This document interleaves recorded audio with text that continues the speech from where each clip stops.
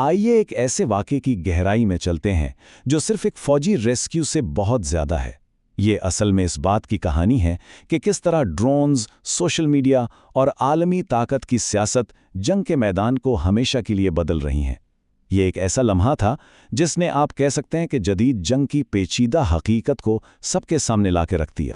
تو کہانی شروع ہوتی ہے فروری 2026 میں۔ کئی سالوں کی سفارتی ناکامیوں اور بڑھتی ہوئی کشیدگی کے بعد حالات ایک ایسے نازک موڑ پر پہنچ گئے تھے جہاں سے واپسی ممکن نہیں تھی۔ امریکہ اور اسرائیل نے یہ فیصلہ کیا کہ ایران کے جوہری عزائم کو روکنے کا اب واحد راستہ صرف فوجی کارروائی ہی بچا ہے، اور اسی کے ساتھ آپریشن ایپک فیوری کا آغاز ہوا۔ اچھا، یہ جو مقاصد تھے نا، یہ صرف فوجی اہداف نہیں تھے۔ ان کا اصل مقصد ایرانی حکومت کے اثر و رسوخ کی بنیادوں کو ہی کمزور کرنا تھا۔ اس کی پراکسیوں کو کمزور کرنا، اس کے بیلسٹک میزائل پروگرام کو ناکارہ بنانا، یہ سب ایران کی علاقائی طاقت کے ستون تھے، اور ان سب کو ایک بہت ہی منظم حملے میں نشانہ بنایا گیا۔ لیکن آپ جانتے ہیں، بڑے بڑے اسٹریٹجک منصوبوں کے باوجود جنگ اکثر کسی ایک لمحے پر آ کر ٹھہر جاتی ہے۔ تو 3 اپریل کو جب ایک امریکی جنگی طیارے کو مار گرایا گیا، یہ وسیع تنازع اچانک 2 انسانوں کی بقا کی جنگ بن گیا۔ ذرا تصور کریں، آپ دشمن کے علاقے میں ہزاروں فٹ کی بلندی پر پرواز کر رہے ہیں، اور پھر اچانک سب کچھ غلط ہو جاتا ہے۔ امریکی فضائیہ کے 2 پائلٹوں کے لیے یہ ایک خوفناک حقیقت بن گئی، جس نے ایک ایسے ڈرامیٹک ریسکیو مشن کو جنم دیا جس نے پوری دنیا کی توجہ اپنی جانب کھینچ لی۔ یہ ریسکیو کوئی فوری کام نہیں تھا۔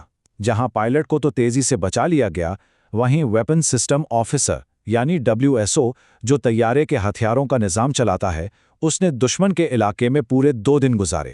ان 48 گھنٹوں نے ایک بہت ہی پیچیدہ اور خطرناک ریسکیو آپریشن کو جنم دیا، جہاں ہر گزرتا لمحہ زندگی اور موت کا فیصلہ کر رہا تھا۔ جیسا کہ آپ یہاں دیکھ سکتے ہیں، یہ کوئی سیدھا سادہ نکالنے کا مشن نہیں تھا۔ اس میں MQ-9 ریپر ڈرون شامل تھے جو دشمن کی افواج پر فضائی حملے کر رہے تھے۔ CIA ایرانیوں کو الجھانے کے لیے غلط معلومات پھیلا رہی تھی، اور زمین پر اسپیشل آپریشنز کی افواج کی جانب سے شدید فائر فائٹ ہو رہی تھی۔ ہر عنصر کو بالکل ٹھیک وقت پر کام کرنا تھا۔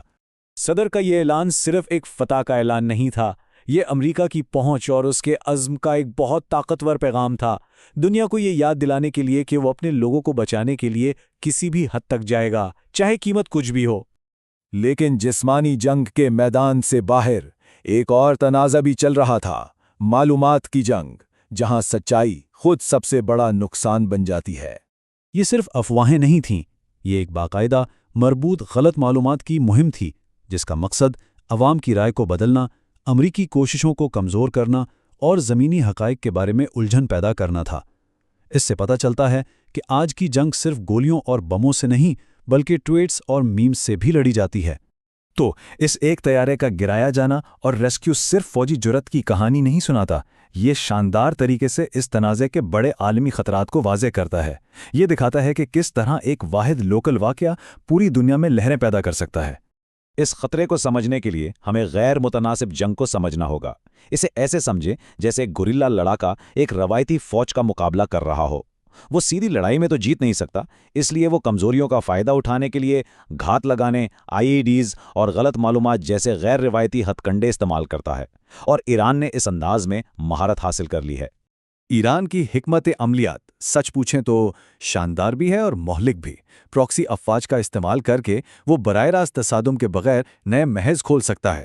سستے ڈرونز کے ذریعے وہ لاکھوں ڈالر کے فضائی دفاعی نظاموں پر حاوی ہو سکتا ہے، اور آبنائے ہرمز جیسی اہم بحری گزرگاہوں میں خلل ڈال کر وہ عالمی معیشت کو مفلوج کر سکتا ہے۔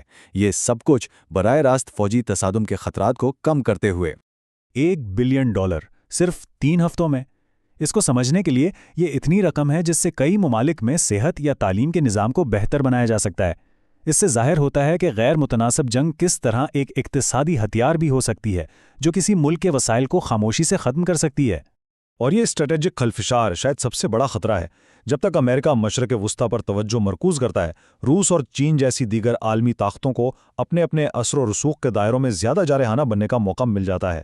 یہ خطرناک کھیل ہے جو عالمی استحکام کو غیر مستحکم کر سکتا ہے، جو ہمیں آخری سوال کی طرف لے جاتا ہے۔ جنرل پیٹریس کا یہ سوال آج بھی اتنا ہی اہم ہے۔